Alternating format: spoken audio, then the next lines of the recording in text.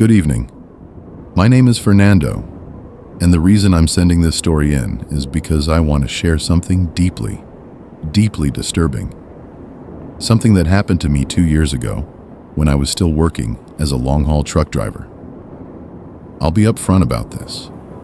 What I'm about to tell you is the exact reason I decided to walk away from that job. And before anyone says the pay wasn't worth it, trust me, the pay was actually pretty good. But I reached a point where I told myself, no amount of money is worth gambling with your own life. See, before this particular night, I had already been through some rough experiences on the road. Attempted robberies, close calls, that kind of thing.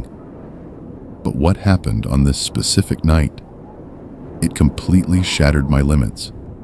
It was something so strange, so far beyond anything I could categorize as normal, that I'm still not sure whether it was paranormal or just deeply, horrifyingly sinister. Either way, I want to be clear. It was terrifying enough to permanently kill any desire I had to keep driving trucks. I remember that last trip like it was yesterday. I left in the late afternoon, heading down the highway with a delivery that needed to reach its destination by 7 in the morning.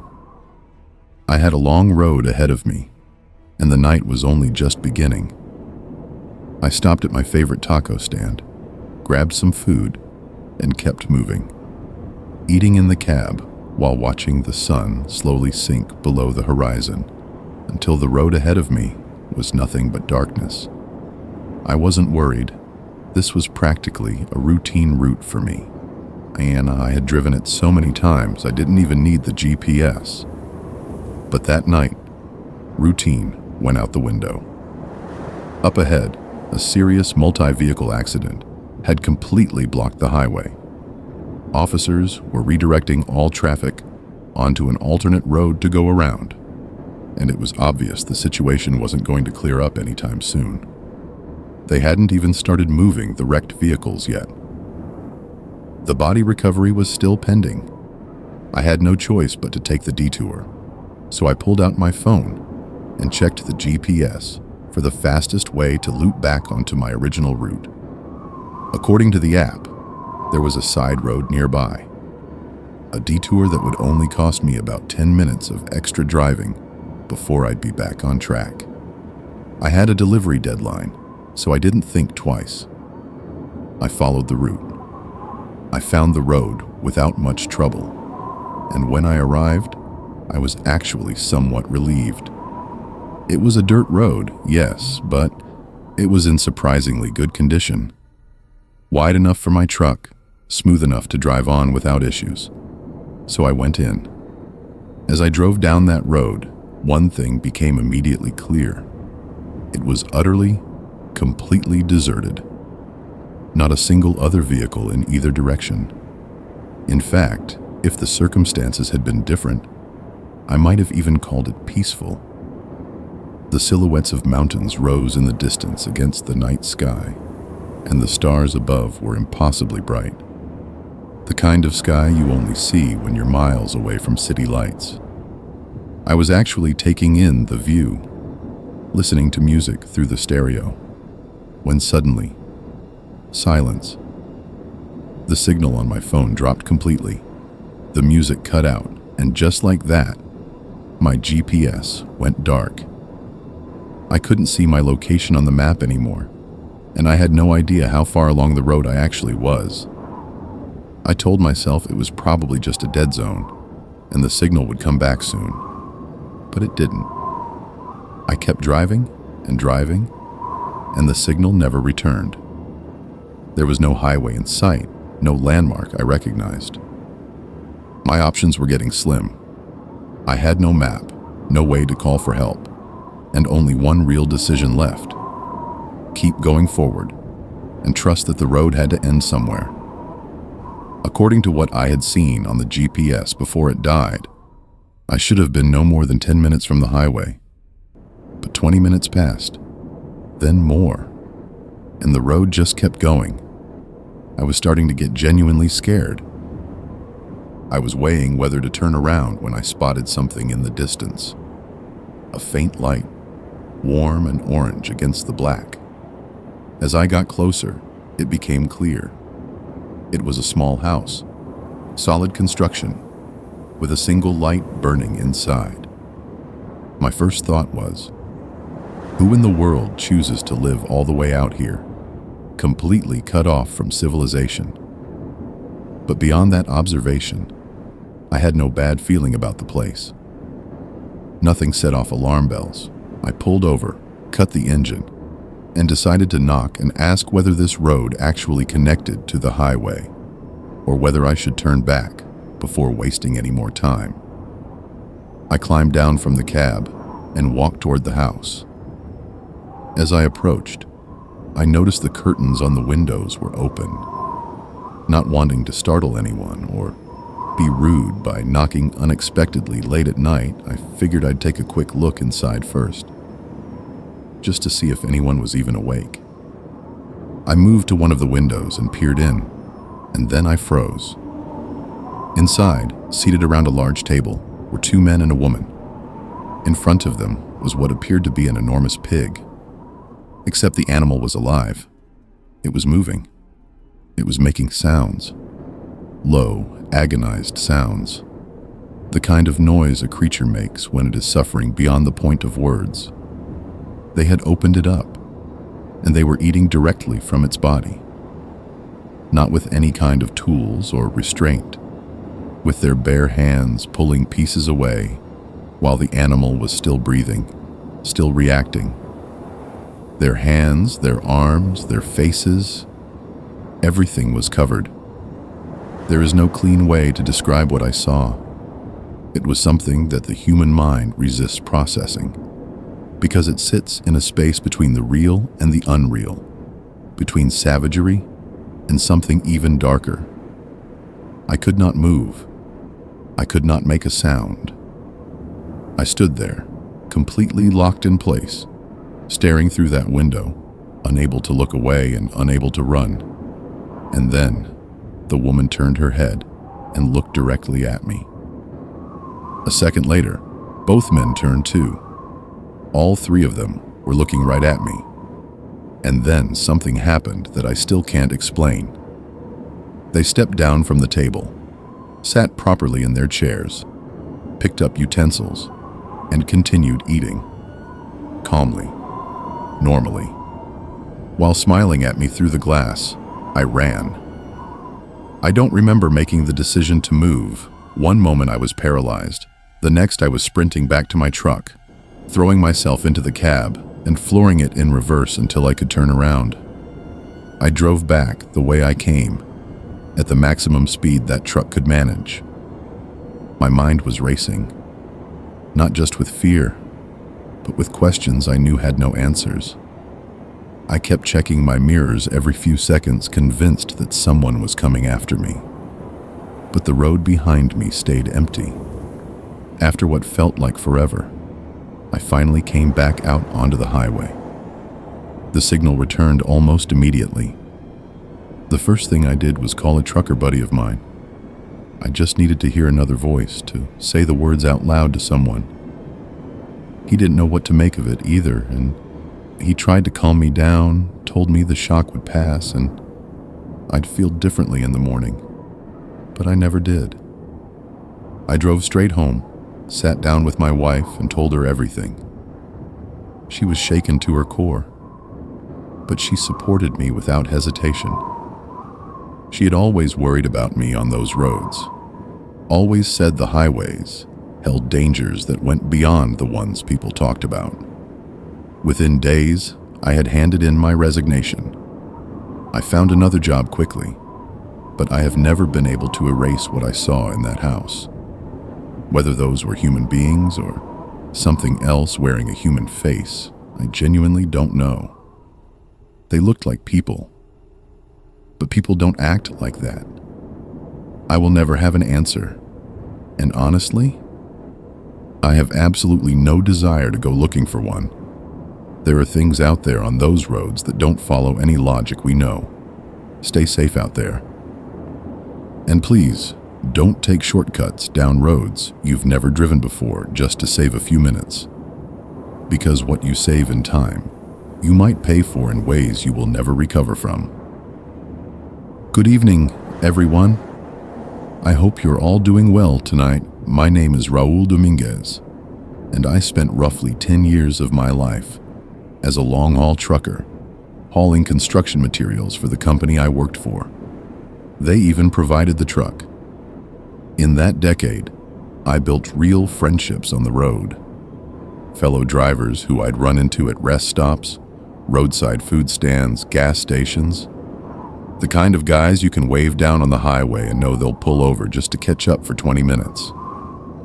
I mention all of this because those friendships and those people are what make the story I'm about to tell so hard to process. To this day, I consider what happened to be genuinely paranormal. Not just me, my friends and family, who've heard it say the same thing. It was a long delivery to another city, and since it was a big run, I took one of my closest road buddies along. The plan was simple and time-tested. One person drives while the other sleeps. Then you swap. We made it there without incident, delivered the load, and turned around for home immediately. But on the way back, deep in the early hours of the morning, everything went wrong. It was around 3 a.m. I was behind the wheel. My partner was asleep in the sleeping berth, and I had the radio on to keep myself company. Then he woke up, said he urgently needed to use the bathroom. We were nowhere near a gas station. According to the GPS, the nearest one was a full hour away. There was no other option. I pulled off the road, parked on the shoulder, and told him to head into the brush and make it quick, because the area we were in had a reputation, and I didn't like sitting still out there. He laughed it off, said he'd be fast, and disappeared into the darkness of the trees. I sat in the cab with the radio on. Then the signal died. Just like that. Gone. I picked up my phone and found not a single bar of service, which struck me as strange because literally 1 minute earlier, I had sent a message with nearly full signal. I shrugged it off. Dead zones happen in the middle of nowhere. I watched the tree line for my partner. He was taking too long. I was getting that specific kind of unease that builds quietly until it's all you can think about. And I was just about to climb down and go looking for him when I saw a figure moving through the brush. I rolled down the window and started giving him a hard time. The usual jokes, asking if he'd gotten lost or if he had stomach problems. But he didn't laugh. He didn't even smile. He just walked toward the truck with his eyes down and climbed in, sitting in the passenger seat instead of going back to the bunk. That was the first thing that felt off. It was his turn to sleep. He'd barely gotten an hour, but he just sat there and stared forward. I asked if he was going to rest, and he said no. He didn't need to and didn't want to. I asked if he was all right. He said, and I remember this exactly, "Everything is excellent." No inflection, no eye contact. Just that flat answer while he stared straight ahead at the road, occasionally tilting his gaze upward toward the ceiling or the dark sky through the windshield, then back to the highway. Never once looked at me. Not once. The signal came back a few minutes after we drove away from that spot. I turned the radio back on and tried to make conversation a couple more times, but he gave nothing back. So I let the silence sit. Hours passed. Dawn was approaching. I was nervous about handing him the wheel. He hadn't slept, and I wasn't going to be able to rest in the bunk, knowing how out of it he seemed. We stopped at a gas station, and I asked if he wanted coffee. Maybe step out and stretch. He said no to the coffee, and no to getting out of the truck. So I went in alone. I was in the restroom when my phone rang. I looked at the screen. It was him, my partner, calling me. I figured maybe he'd changed his mind about the coffee. But when I answered, I heard something that stopped my heart. He was yelling. His voice was raw and furious, demanding to know how I could have left him out there alone, how I could have just driven away without checking on him when he didn't come back. I told him to slow down, that I didn't understand what he was saying. He said, "You know exactly what I'm talking about. Last night you left me stranded in that brush. I think I blacked out, I passed out, or something happened to me. I woke up an hour ago, lying on the ground out there. Some man found me and helped me get back to the city." I didn't say anything for a long moment. My brain was trying to reconcile what I was hearing with what I had seen with my own eyes. The figure walking out of the trees, the man who climbed into my cab and spent hours sitting next to me in total silence. I ran out of the restroom and back to my truck. The passenger seat was empty. No bag, no jacket, no sign that anyone had been there. I called him back and asked if he was serious. He was furious. He told me to stop playing dumb, that something terrible could have happened to him lying unconscious in the middle of nowhere, and then he hung up. He didn't speak to me for years after that. The story caused real problems with our company because he filed a complaint against me, and it nearly cost me my job. The only thing that saved my position was my record. They knew I was reliable and had never given them a reason to doubt me. But beyond the professional damage, what haunts me is the question I will never be able to answer. What got into that truck with me that night? What sat in the passenger seat for hours, wearing my friend's face and speaking with my friend's voice? And the signal, the dead zone that appeared the moment he went into the brush and dissolved the moment we drove away. And my partner's memory, completely wiped from the moment he stepped off the road until he woke up on the ground the next morning with no explanation and a pounding headache. No one in my life has ever been able to offer an explanation that holds up. Only theories, and every single one of them is paranormal. The thought that something was sitting beside me for all those hours, calm and quiet and utterly inhuman, it still makes my skin crawl. Hello to you all. A close family member convinced me to finally share this story, and after thinking it over, I decided they were right. It deserves to be told. Even after all these years, whenever the memory surfaces, the chill I felt the night comes right back with it. My name is Carlos, and I have been working as a trucker in Mexico for 15 years.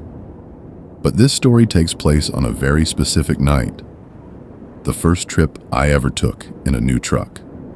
My old rig had been breaking down constantly. Years of road had worn it down to the point where my wife finally convinced me to replace it, even if it meant buying used.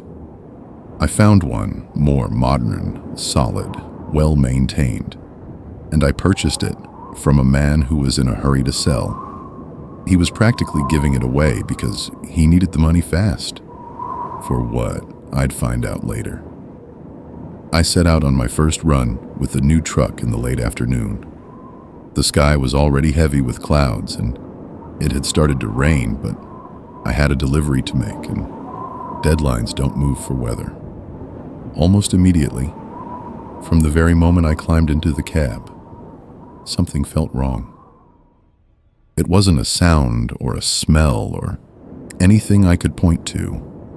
It was a sensation, a persistent, crawling feeling at the back of my neck, like someone was directly behind me, close enough that I could feel their breath against my skin.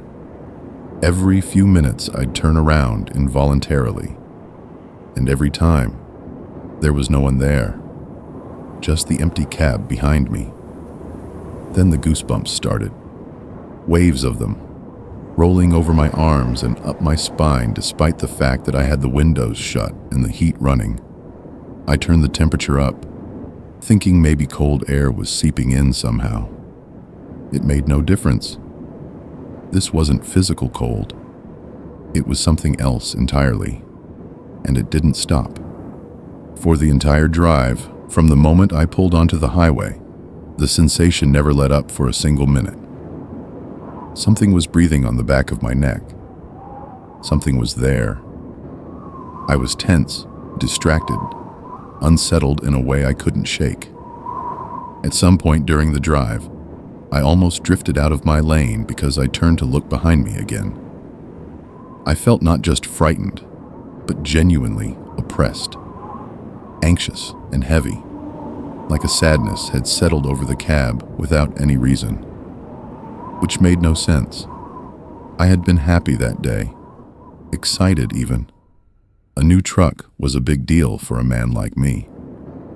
Eventually, I pulled into a roadside food stand that I knew well, a popular stop among drivers, the kind of place where you'd run into familiar faces. And sure enough, an old road buddy of mine rolled in not long after me. He walked over, grinning, called out my name, asked how things were going. Standard stuff. And then he asked me something that made the food in my stomach turn to ice. "So you brought your son along tonight?" I told him no. Asked why he would say that. His expression shifted. The smile dropped and he looked at me seriously. He told me that when he parked his truck next to mine, he had looked over and seen a young boy sitting in the passenger seat of my cab. The boy had looked at him, and he had waved, and the boy hadn't waved back. He'd assumed it was my kid, and hadn't thought anything of it until right now. We both walked to the truck. I unlocked the door. I had locked it, I was certain of that, and looked inside. The passenger seat was empty. No child. No sign of anyone. I watched my friend's face go pale. He kept touching the back of his head like he was trying to reset his own brain, repeating that he had seen a boy, clearly, looking right at him.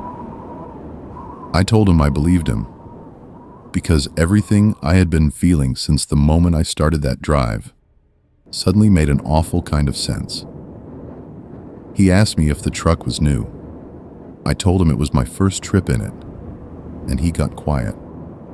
He told me I needed to have it blessed, that there was almost certainly some kind of entity connected to that vehicle, and that what he had seen and what I had felt were not coincidences. Then he asked who I had bought it from, and that's when I remembered. The man who sold it to me had been in such a rush to unload it because he needed money urgently for his young son's funeral. My friend looked at me without saying a word. The expression on his face said everything. He just put his hand on my shoulder and kept telling me to get the truck blessed before I drove it again. After I completed that delivery, the first call I made was to our parish priest. He came out and blessed the truck, and I swear to you, from that day forward, the feeling was completely gone. The breathing on the back of my neck, the chills, the heaviness, all of it disappeared. Nothing strange has happened in that cab since. I still struggle to accept what that means. My whole life, I've been a skeptic. I don't believe in ghosts. Or I didn't. But I cannot find another explanation for what happened that night, and neither can anyone else I've told. So I'll leave it to you. What do you think was sitting in that truck with me? Tell me in the comments. I read every one of them. And if you made it this far, hit that subscribe button and click on the next video for more stories from the road. Because believe me, there are plenty more where these came from.